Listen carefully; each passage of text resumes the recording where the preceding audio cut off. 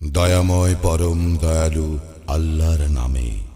যখন আকাশ বিদীর্ণ হইবে ও তাহার প্রতিপালকের আদেশ পালন করিবে এবং ইহাই তাহার করণীয়, এবং পৃথিবীকে যখন সম্প্রসারিত করা হইবে ও পৃথিবী তাহার অভ্যন্তরে যাহা আছে তাহা বাইরে নিক্ষেপ করিবে ও শূন্য গর্ভ হইবে এবং তাহার প্রতিপালকের আদেশ পালন করিবে, ইহাই তাহার করণীয়, তখন তোমরা পুনরুত্থিত হইবেই।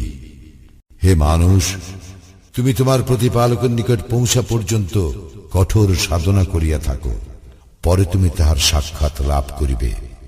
যাহাকে তাহার আমলনামা তাহার দক্ষিণ হস্তে দেওয়া হইবে তার হিসাব নিকাশ সহজেই লওয়া হইবে, এবং সে তাহার স্বজনদের নিকট প্রফুল্ল চিত্তে ফিরিয়া যাইবে।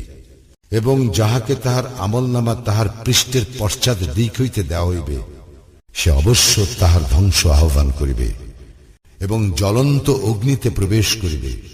সে তো তাহার স্বজনদের মধ্যে আনন্দে ছিল, সে তো ভাবিত যে সে কখনোই ফিরিয়া যাইবে না। নিশ্চয়ই ফিরিয়া যাইবে, তাহার প্রতিপালক তাহার উপর সবিশেষ দৃষ্টি রাখেন। আমি শপথ করি অস্তর আগের এবং রাত্রির আর উহা যাহা কিছুর সমাবেশ ঘটায় তাহার, এবং শপথ চন্দ্রের যখন ইহা পূর্ণ হয়। নিশ্চয়ই তোমরা ধাপে ধাপে আরোহণ করিবে।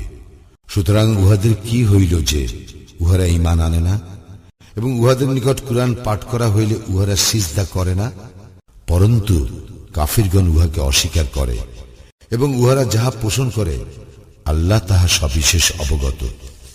সুতরাং উহাদেরকে মর্মন্তুদ শাস্তির সংবাদ দাও, কিন্তু যাহারা ঈমান আনে ও সৎকর্ম করে তাহাদের জন্য রয়েছে নির্বিচ্ছিন্ন পুরস্কার।